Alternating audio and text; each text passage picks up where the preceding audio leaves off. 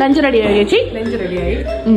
നമ്മൾക്ക് ഇന്ന് തീ കാണുന്നതൊക്കെയാണ് നമ്മൾ ഉണ്ടാക്കിയത്. ഒരു മിനിറ്റ് ഒന്ന് കാണിച്ചോട്ടെ എന്തൊക്കെയുള്ളത്. ഓക്കെ, ഇതെല്ലാം ചേച്ചി തന്നെ ഉണ്ടാക്കിയതാ?